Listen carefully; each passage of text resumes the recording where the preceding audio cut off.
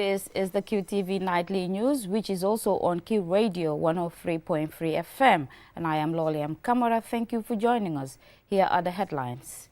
As preparations intensified for the upcoming election cycle, the Independent Electoral Commission has officially announced the appointment of 11 returning officers to oversee electoral activities across the country. The National Mental Health Program under the Ministry of Health, in collaboration with the WHO and civil society organizations, on Friday joined the global community in commemorating World Mental Health Day. Lands Minister Ahmad Nkeba says his ministry is leading reforms that will ensure fair, transparent and sustainable land management practices in the Gambia. The Gambia Revenue Authority on Wednesday signed a memorandum of understanding with First Bank International Gambia Limited as part of its ongoing drive to enhance revenue collection and support economic growth. In sports news, the Gambia lost 4-3 to Gabon in match day 9 of the World Cup qualifiers in a home game played away at the Kasarani Stadium in Kenya. Those were the headlines. Now, the news in detail.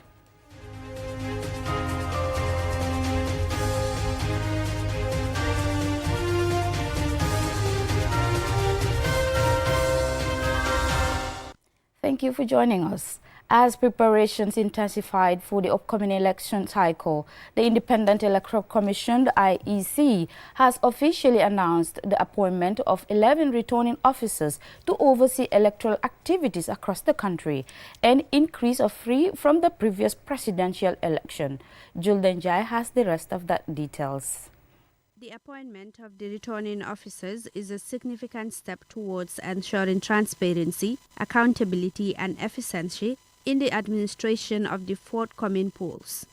The officers who will be deployed at the 10 election offices nationwide, plus 1 at Election House, the IEC's headquarters, will coordinate and supervise election processes across various regional offices ahead of the 2026 election cycle. According to the Commission, the appointments form part of its broader strategy to enhance institutional readiness and ensure a smooth electoral process in all administrative regions. At the Banjul Election Office, Abdullah Kejeng, Director of Operations, will serve as returning officer, while Cherno M. Jallo, Vice Chairman, will take charge of the Kanifing Election Office. It's interesting to state here that the Commission has opened an office in Yarambamba that will serve the 3 constituencies of Sane Mentering constituency, Old Union constituency, and Busumbara constituency. And the office is called Yarambamba Election Office. And in this office, the Commission has appointed Mr. Lamin Cham, Commissioner, as the returning officer for that area in the coming elections. The Birkama Election Office, which used to serve the whole of West Coast, will now be restricted only to these constituencies as follows: Combo East constituency, Birkama North constituency, Birkama South constituency, and Combo South constituency. And the Commission has appointed Mr. Lamin J. Jadama for the Birkama Election Office and as returning officer for the area. The Commission also announced that it will be opening a new office in Sibanor this month to be known as the Sibanor Election Office. This Sibanor Election Office will serve the 5 constituencies in Foni, namely Foni Jaro constituency, Foni Bondali constituency, Foni Kansala constituency, Foni Bintankaranite constituency, and Foni Berefet constituencies. And Mr. Babu Kandong, Deputy Director of ICT, is appointed as returning officer for this area. Mansakonko Election Office, Mr. Amadou Tal, Information and Public Affairs Officer, has been appointed by the Commission to serve as the returning officer in the upcoming electoral cycle. Commissioner Hadisidat Job George will lead the Karawan Election Office. The Commission has also opened an office in Wasu to serve the constituencies in the northern part of CRR, namely Lower Salum, Upper Salum, Nyanija, Nyani, and Sami constituencies. They will no longer be going to Janjamburi for electoral matters, but they should be going to Wasu Election Office for electoral affairs. And in that office, Mr.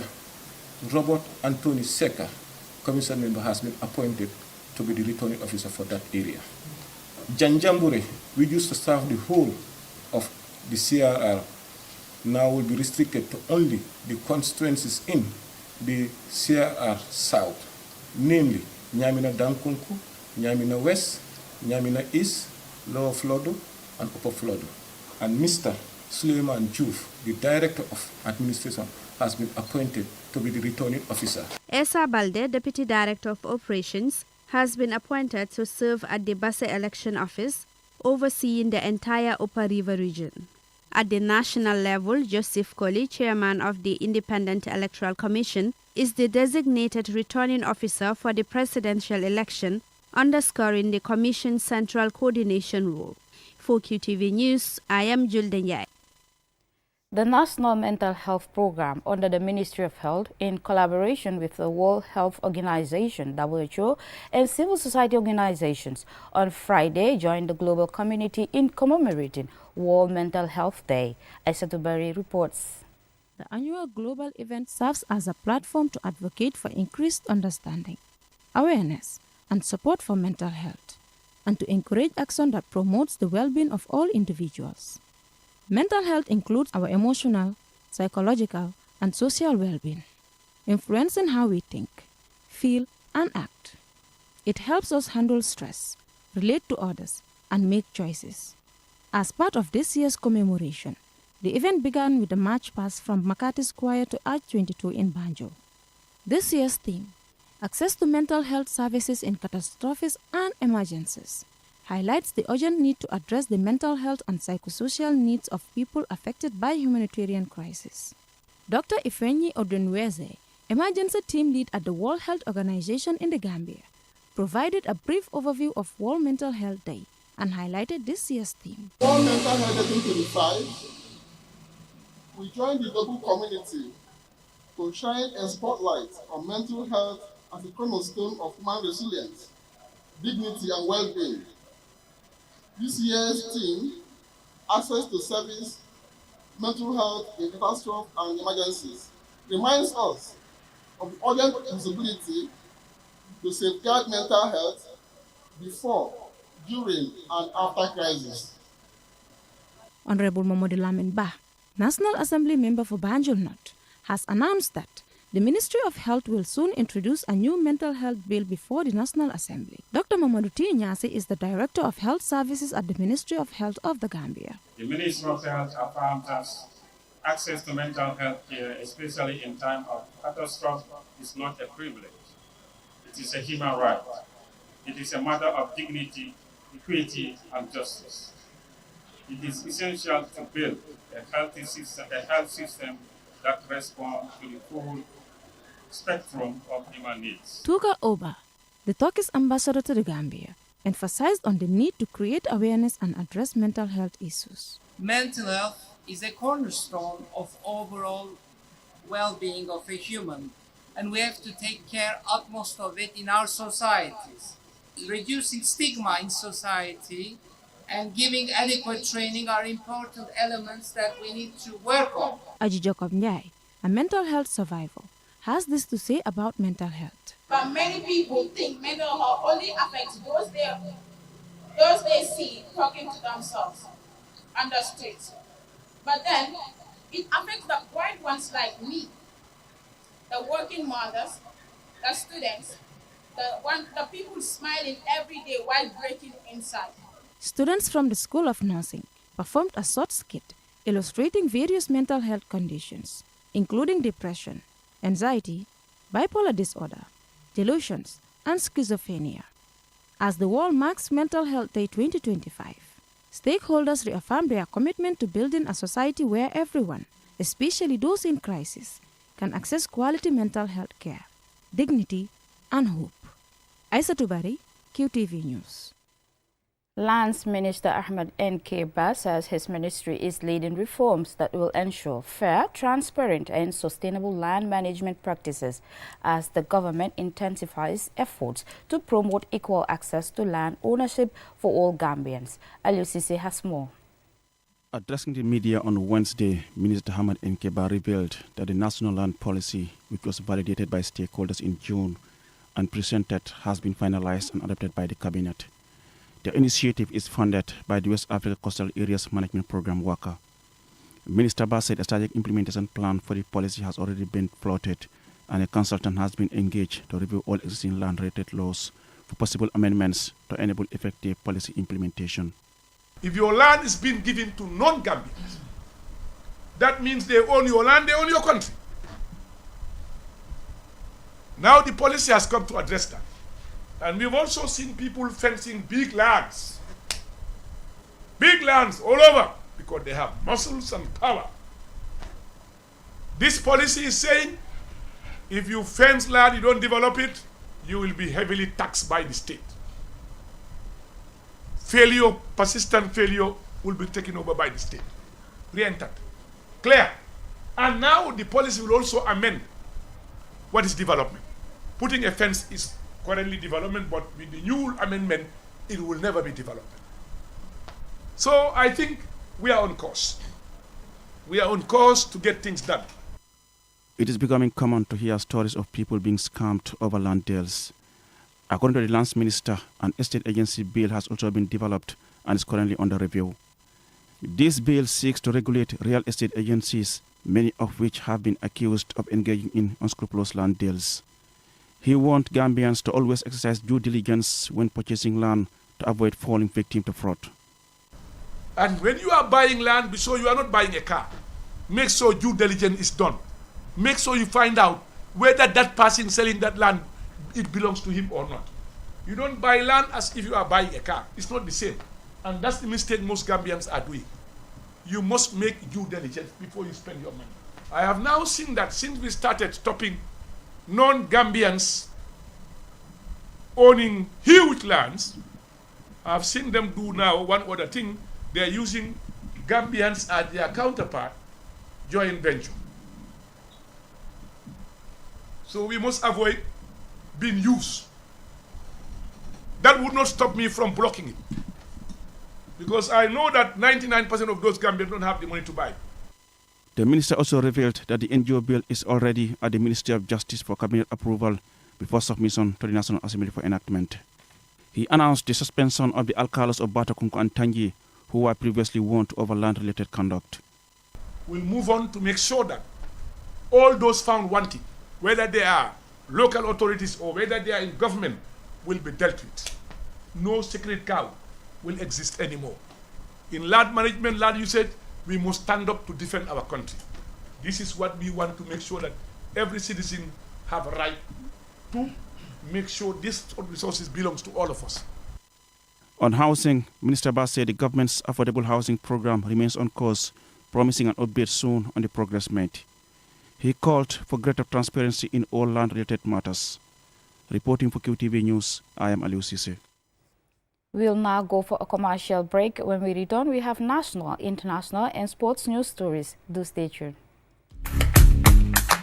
Browse with us. QCell brings you a promo like never before. Get unlimited internet for just $25. Yes! Recharge $25 and enjoy the convenience of free internet from 1 a.m. to 6 a.m. every day with our Browse with Us promo. With this amazing offer, you can browse, stream, and download all your favorite movies for free. So why wait?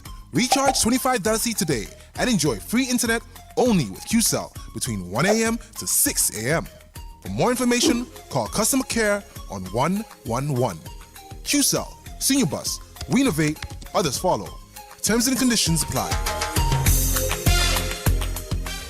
Looking for the perfect place to promote your product or place your advert?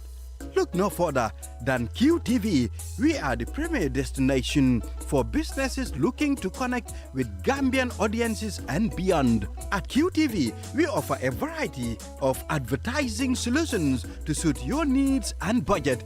With our diverse range of programming, you can be sure that your ad will reach a broad and engaged audience. From our popular news broadcast to our exciting music and entertainment programming, QTV has something for everyone. QTV, the premier destination for advertising in the Gambia. Contact us today and let us help you reach your audience.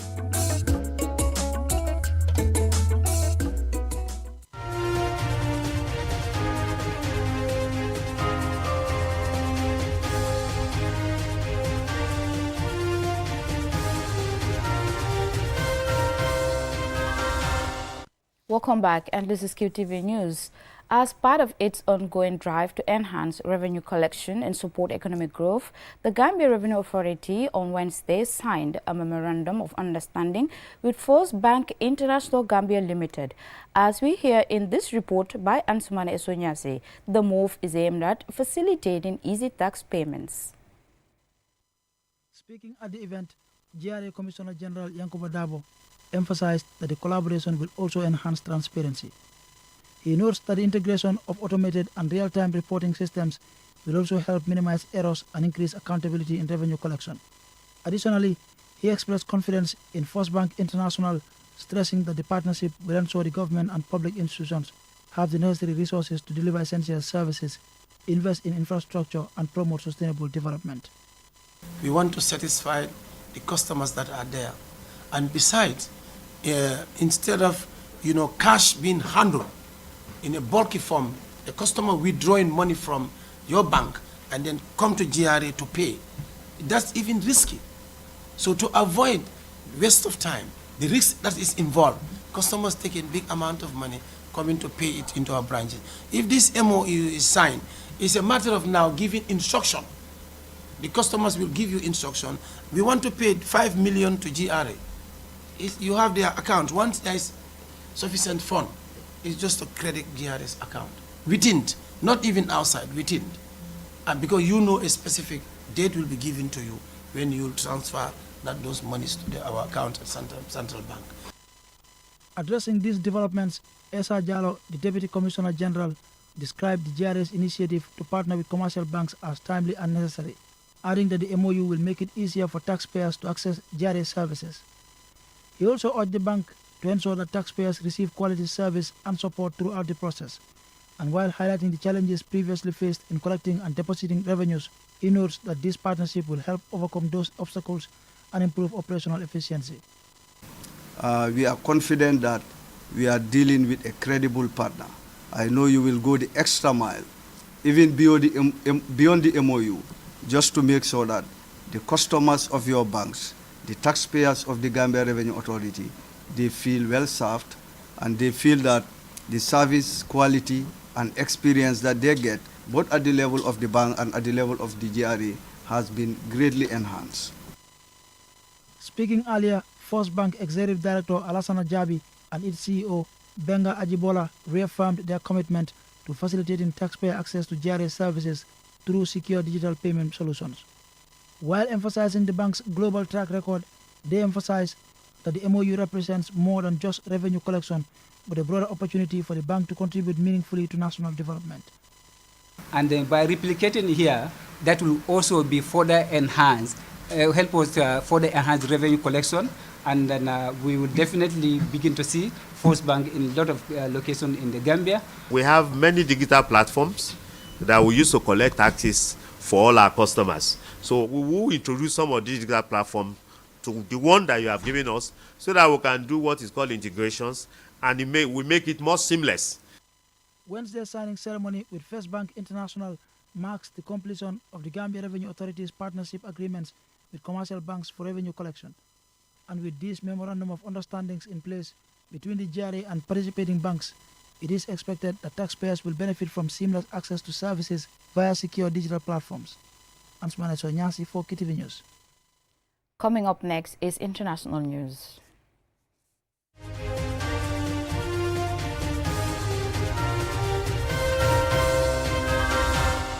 Residents of the Gaza Strip greeted Thursday's ceasefire agreement with a mix of joy and cautious optimism, hoping for a return to their homes after over 2 years of intense conflict and hardship. Meanwhile, in Israel, celebration marked the tentative steps toward peace. Usman Jatta's report is narrated by Ibrahim Abalde.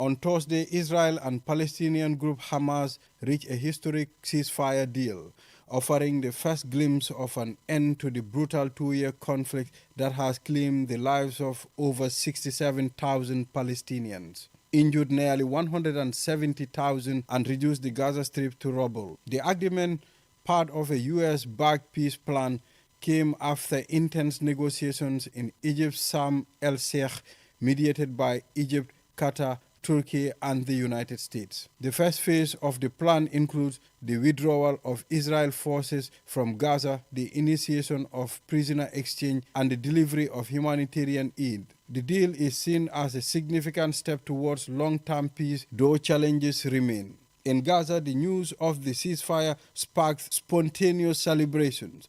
People flooded the streets of southern Gaza, cheering, chanting, and waving flags. For many, this was the first sign of hope in what has been an overwhelming bleak period. Several residents, including Nidal Al-Sassa and Ayman Abu Arabia, expressed both relief and longing as they talked about returning to their homes. Thank God the war has ended and my family and I are safe. We pray that we can return to our home in northern Gaza as soon as possible. The first thing I will do when the war is over is check on our house, see if it's still standing, if it's destroyed, and what remains of our beloved Gaza.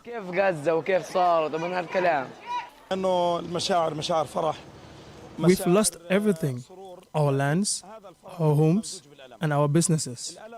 But we are relieved that the massacre, the war of genocide and starvation, has stopped. Now we are preparing to return to our homeland, to smell the scent of the earth, to touch the soil where we once lived, where we grew up, and where we made memories. The latest round of fighting between the long-term enemies erupted after an attack by Hamas, which claimed the lives of more than 1,200 Israelis. Israel's response has left much of Gaza in ruins.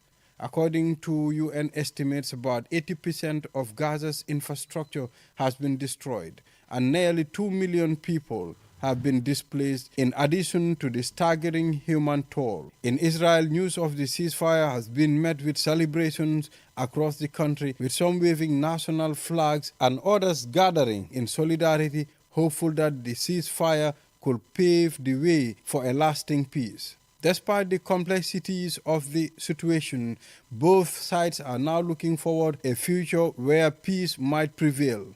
Ibrahim Obalde, QTV News. May peace prevail. Also in international news, the United Nations has announced plans to reduce its global peacekeeping force by a quarter in response to major funding cuts from the United States. The move will see thousands of troops recalled from the mission across the world, possibly including Gambian troops, as Washington continues to reconsider its contributions to multilateral organizations. Our Bob tells us more.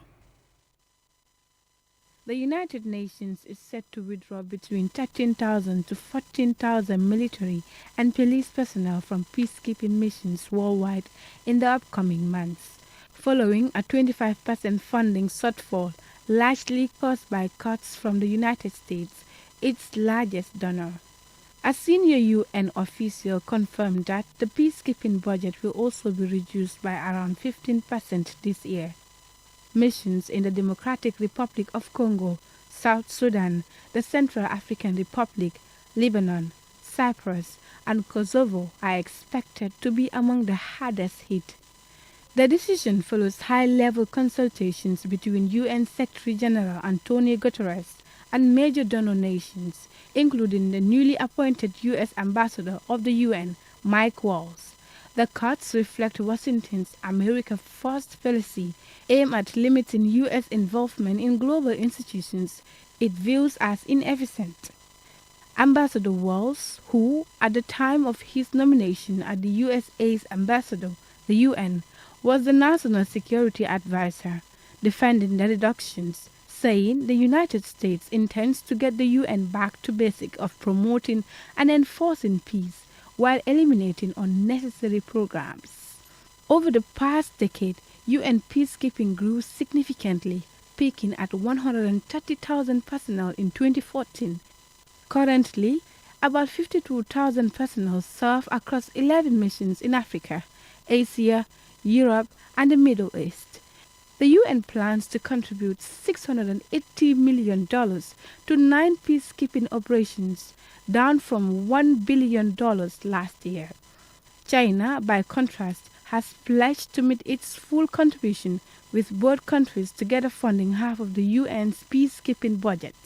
Despite the cuts, UN Secretary General Antonio Guterres defended UN peacekeeping as one of the most effective and cost-efficient tools for maintaining international peace and security, noting that its budget accounts for less than 1% of global military spending. In a sign that little has changed in the world, the first UN peacekeeping mission was the United Nations Truce Supervision Organization, established in May 1948 to monitor the armistice agreement between Israel and its Arab neighbors. For QTV News, I am Awa Bob. In sports news.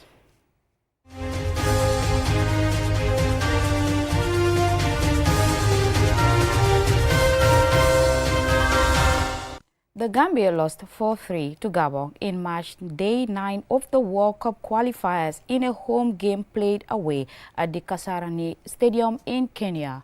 Although they had no hopes of progressing or of making second place, the defeat sees them drop to fourth in the standing after Kenya secured a 1-0 against Burundi on Thursday.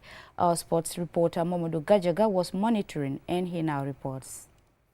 The Gambia suffered a disappointing 4-3 defeat to Gabon in a World Cup qualifier match where Pierre-Emerick Aubameyang scored a quadruple to give his side the win before shooting himself in the foot by getting sent off after a second booking for unsporting behavior.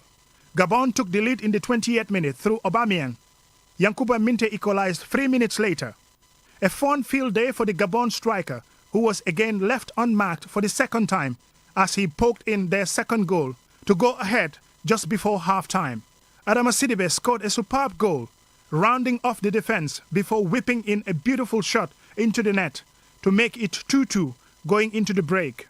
The Gambia got the second half to life within 2 minutes when Adama Sidibe scored his second with a header after Joseph Ceesay's brilliant cross to give the Scorpions the lead for the first time in the game. Just when it appears the Gambia were in control of the game, Aubameyang strikes again, completing a hat-trick to make it 3-3 for Gabon. Pierre-Emerick Aubameyang made a solo show for himself to score his fourth goal to give Gabon the winner in the 78th minute. Scoring that fourth goal would lead to his trouble as he got booked for excessive celebration, which saw him kicked and break the corner flag. He went on to get a second booking and a red card for pushing Elijah Sen in the 86th minute. The win sealed Gabon's place as one of the teams to finish among the 4 best runners-up, and they might even qualify to the World Cup if they win against Burundi and Ivory Coast fail to beat Kenya. The Gambia will play their final game against bottom side Seychelles on Tuesday. Mamadou Gajaga, QTV News. That's all we have in this news bulletin. Do join us tomorrow at 8 p.m. for another bulletin. Until then, thanks for watching.